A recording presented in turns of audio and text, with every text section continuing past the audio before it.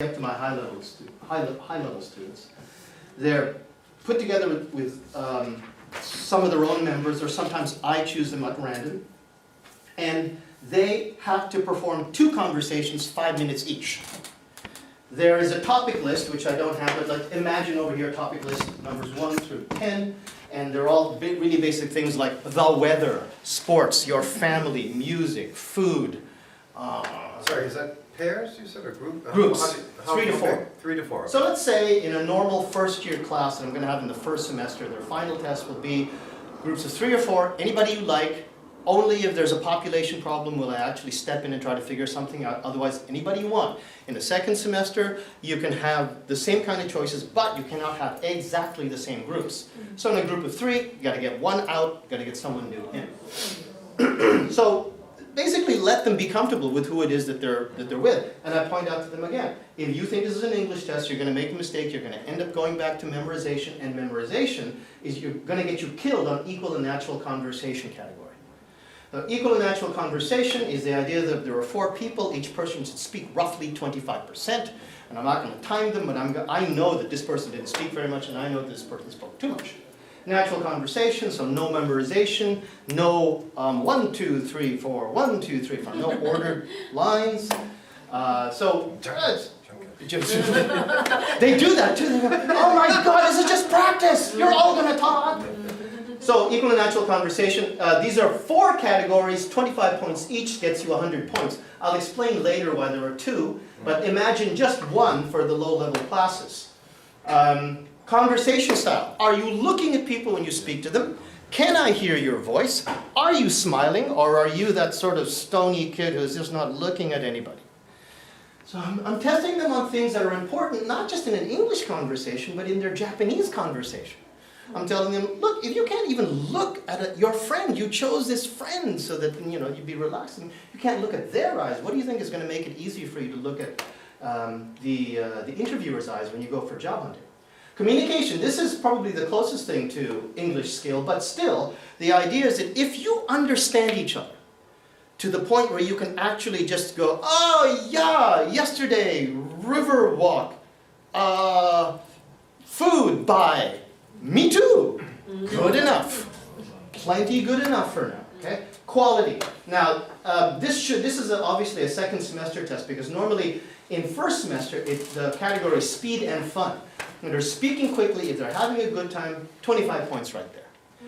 And quality in second semester is, I'm teaching them mean length run control and breathing control so that they're a little bit more fluent and they can actually walk all the way through a long sentence without having to pause too much or say if they need to.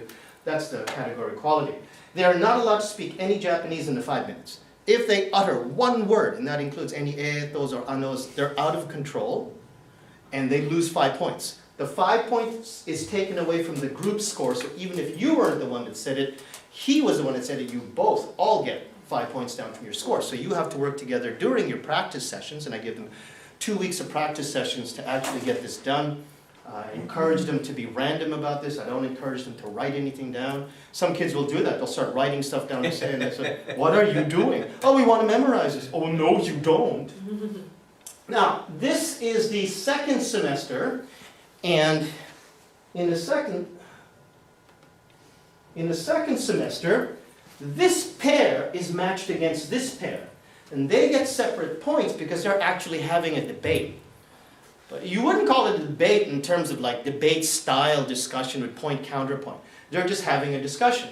And the whole idea is that there's a topic, they choose their first topic, and I choose the second topic, but there's a topic, first one to speak puts out their viewpoint, the other pair, through practice, knows how to immediately rebut and say, no, that's wrong, we're completely opposite.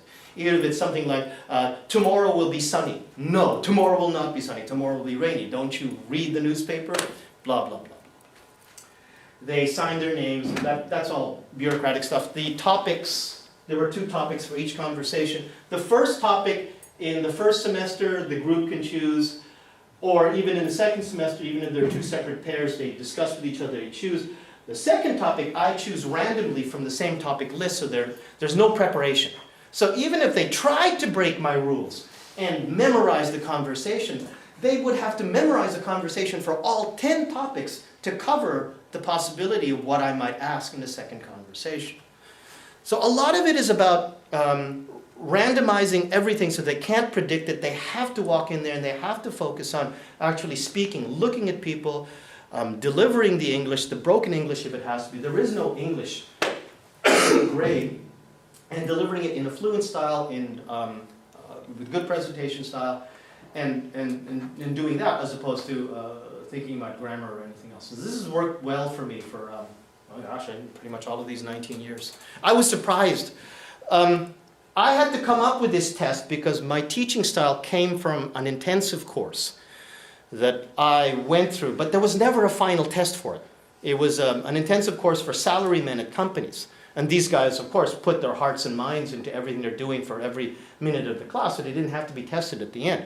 But I had to come up with a test at university level. Then I thought about what I was teaching, said, well, what am I getting them to do? And I thought about how I could test for it, and I came up with it, and it's been successful ever since. And I do different variations on the theme or so on, but it seems to be very useful. And the main thing is, test them on what you teach them.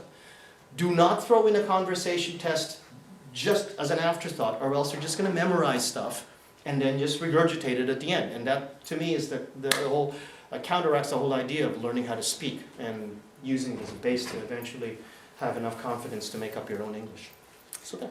Yeah, I would also, just expanding a little bit on what he's talked about here, with my tests, what I like to do is, the test itself, they have to complete some kind of task that's like communicatively based. Sure, so, you can do that. So yeah, so for me, even though it's got to be geared at their level, obviously, so when I talk to you about having that map where they give directions, Sure. the thing is, they can't tell what I'm going to give them. That map is something they don't see, so they have to be able to do it, and the other person has to be able to point on a separate map what he's been told, and if he gets it wrong, his job is to say, hey, is this right? No, it's not, whoa, and then tell me again. And like I said, I'm not going to dock them if they get that initial exchange wrong.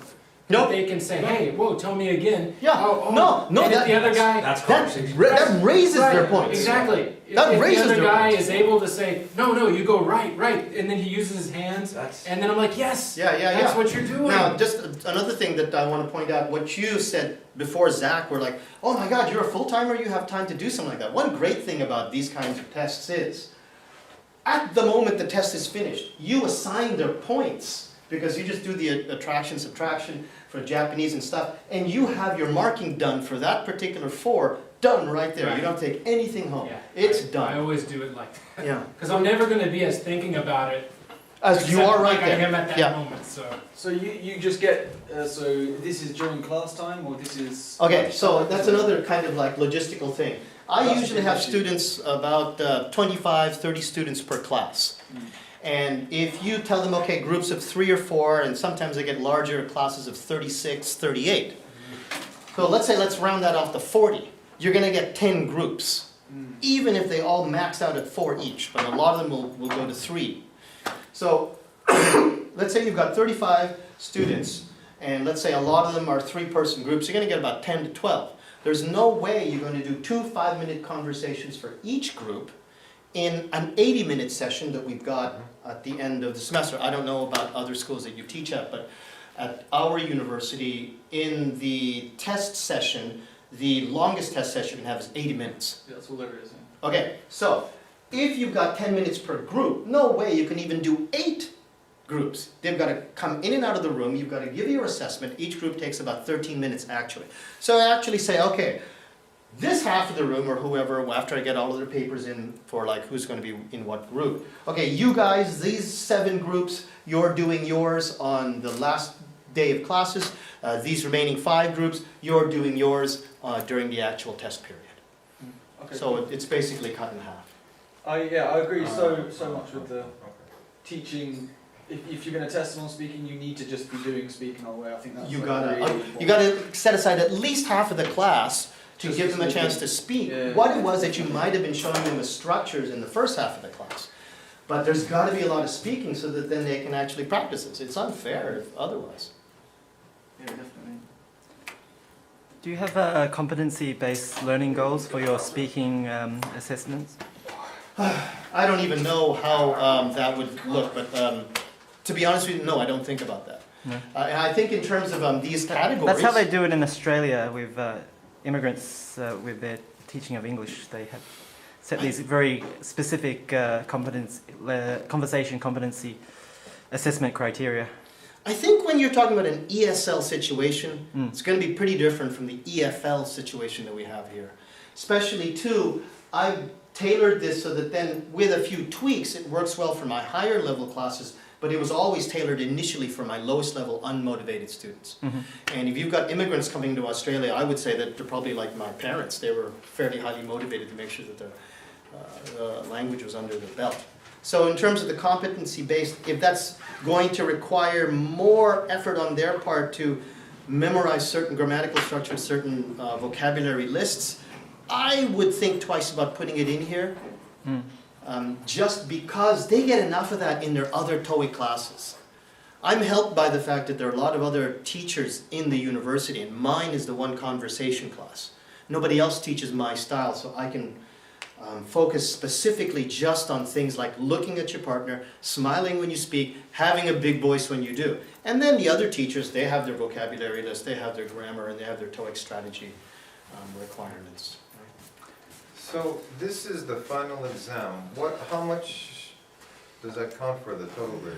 Okay, so in the class, I wish I had a video, I don't have it here, but I do a lot of pair work, a lot of structure control pair work in my verbal classrooms.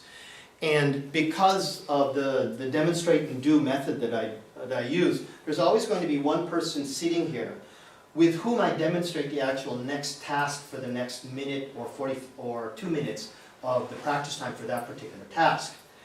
The seats rotate in a set way so that then this person then slides over here, the person who is behind him then sits at this seat. And depending on the structure of the classroom, they know where they can sit, so that then if they don't want to sit in the demonstration chair, they can sit over to here because of the way the rotation moves and the population of the class. But they know that if they do want to sit here, this is where they would sit. Why they would want to sit there is because that's where they get their participation points. So this is half of their mark. 50% of their 50%. Their final assessment. This is a major show. Okay. This is like your balls are on the line. Okay. But 40 points are the demonstration. Showing up every day and just pulling out a little bit of guts to like sit there and maybe make a mistake, but they get their points whether they do it right or not. Just doing it, I congratulate you. You were like a wallflower in English classes in high school, and now you're willing to do this, like every other day with me. That'll get you a B, even if you only got a C here. 10 points, that's usually a dead giveaway on my part. That's like a jugyo taido, class attitude. And only if I completely dislike the student or they missed half the classes will they be docked on those points. Basically, it's like show up to class, participate in class, and then show me that you learned something. I was thinking the last little while about putting in midterms, but then I thought, I don't know. Well, the thing I said, I think you in this presentation, this ad hoc thing you've got, you really hit a home run with the fact that the accountability and the assessment has to be exactly what's being taught. I mean, that's really the home important. run of it. That's the biggest point you have here, and I applaud you for that. One suggestion I had though was like, so you were talking about competence, and then the whole debate that DeVos had was she didn't understand the difference between competence and growth, right? And in this, what you could do is you could have growth built in, even if you're not actually testing for the growth. If you can have this test a couple of times during the semester, right? And then they're used to this test. So the last test isn't really a high stakes test. You see what I'm saying? It's taking the exact same thought you have because you're actually testing them what they're learning. This is true, but I was thinking, okay, so where would I put the midterm? In the 8th week, maybe the 9th week. What have they learned up to the 9th week? And I was thinking, I don't know if they have learned enough to be able to go through something like this. It would have to be a completely different test. It would, yeah. So whatever this is, it's going to have to stay at the end of the term. And I would have to come up with something else for the midterm. Or partials. But what I don't want to do is end up with like, I would have to construct something knowing what they're capable of by the 8th week. Also too, then that would mean I would have to sacrifice 1 week. Not just 1 week, sorry, 2 weeks. Because of the way the groups work Yeah. out, if I'm gonna stay with the Yeah. 10-minute structure, Yeah. 2 weeks. And that's a lot of material that It I is. won't be able It to. is. So I was thinking about doing something else, which is maybe for the whole competency thing, maybe doing something digitally based, so that then they show that they memorize these word lists or something, that they have to hit those certain words. But I'm really hesitant about that, of requiring them to hit certain words in the test. I don't know how false that would be. I'm still in the middle of thinking about it. Competency can just be a measurement of how, like what Zach was doing, how they manage to achieve the goal of the conversation. Doesn't necessarily, they are free to use whatever grammar or vocabulary they need, so long as Right, they sure. apply it in a way that will achieve the end result. Like finding directions to a particular place. I was kind of thinking, like, while you're continuing to talk about that, Mark, so I'm just going to bring up a page that I made up recently on my website.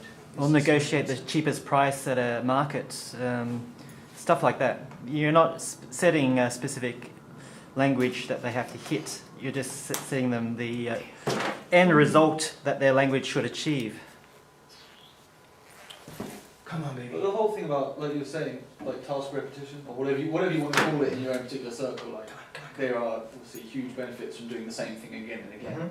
And if you want to get good at anything, which is what Colin spoke about last week, you need to practice the same thing.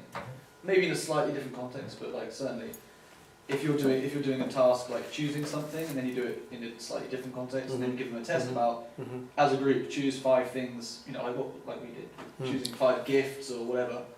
I think about things like that sometimes, and then I'm reminded now about why I hesitated sometimes to... You don't have enough class hours. I literally don't have enough class hours. If I want to promote fluency, which is like getting them to actually practice something again and again, I find myself literally out of time to be able to get them to do that. Was And it then 3 a week or twice a week? How many times once a week, 90 minutes. Once a week. Once a week. Yeah. I mean, my kid's more than once a week. Shit, I'm in like the worst university in the world. I mean, I work at a really good university. There it is, okay. I recently made a new website based on a conversation I had with Andrew Zitzman, and I did something new, which is I actually put in a Google map, a literally active Google map here. And I was thinking about maybe using this in terms of like, I don't know how, but it would have to start with smaller classes where somebody, we go to their neighborhood on Google Maps, or a neighborhood, maybe Kitakyushu, and say, okay, how do I get from the Honkan to the 7-Eleven? And someone literally has to follow somebody else's directions. But, you know, what I don't like about that is that in my classrooms, when I do one demonstration, then I say, ready, go, everybody has their pair, and I can pretty much max out the actual speaking time per student per class. Now, if you have a teacher doing a demonstration with a kid and then the teacher doing it with another kid and everybody else watching, you're going to see the motivation and the energy level in the class fall off, even though they're watching something happening, because they're not actually doing it. And what I don't like is having a class of 15 or 12 kids, 2 kids performing there together, because I don't know how I would monitor something that was task-based. I would have to walk around a lot and do that. And I was thinking about maybe just using this for something like competency task-based stuff. I've used that before as well. Really? What I did is I gave the direction. I just used it as a listening and comprehension exercise. Not so much speaking. So they listen to me, and I can see if they are turning left. If they're turning right, I know they don't understand what I'm saying. Yeah, and I was just thinking about how I could put that into my classroom, but I want to maintain the class energy level. If I had a video I could show you, people are literally like, you can't hear the person next to you because there's such a din in the room because everybody's talking. And I'd hate to sacrifice that momentum to try to target this. So I have to find a compromise so that is met at the same time I'm going for other goals like competency or task-based stuff.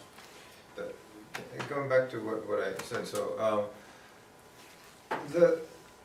I applauded you for the home run part, and the part that I'm having a little trouble with is it's such a high stakes test at the end, which can be unfair because it might be a bad day for them, the girls might be PMSing, whatever, who knows? I mean, there's all kind of reasons that it might be a bad day for them. So that's the part that, you know, Let's say this is a 4-person group, okay? Because I thought about that. yeah. Say it's a 4-person group, and somebody broke up with their boyfriend. Okay. There are 3 other people here. And if, you know, heartbreak just doesn't have it that day, Yeah. the other 3 people, if they all work it together as a team, can help heartbreak just get in there a little bit. And her score, because this is a group score, is not going to fall that hard on the group Because test. there's 4 people there. But yeah. if heartbreak doesn't somehow really pull up her socks to some degree, Yeah.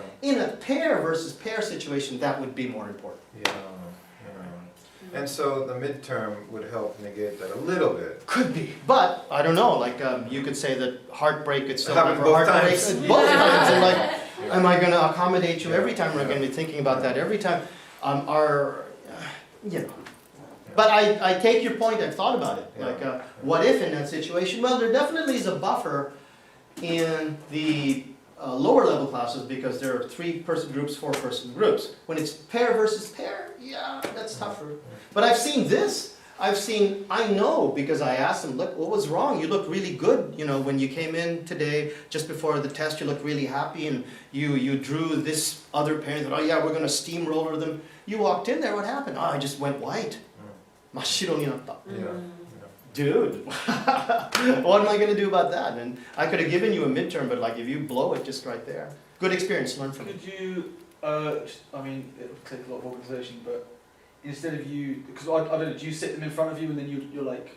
Yeah, that's another thing that's important. You have to provide them with a little bit of comfort in that you need to provide another room. So my classes are mostly in the D block, big room. Then I'll get a smaller seminar room like this, or maybe one room even half the size of this, where it's just me and the group. How about just getting them to film it and you not being there? Could be. Would that take, I mean, obviously it's a bit more difficult to see body language. Could be. but That was one thing that I was thinking about with the midterm, Interesting. was to do something similar to what Zach was talking about. But then that takes me to the problem of what Zach's colleague will have, which is like, your email is going to be full of these videos, and now you got to sit there and watch all of these while you're, you're eating breakfast. Well, But that's you okay. any really chances? Maybe I'll make them 2-minute videos. Maybe I'll make them so that, you know, there's that. Also, there was another good idea. I think I was talking about this with you.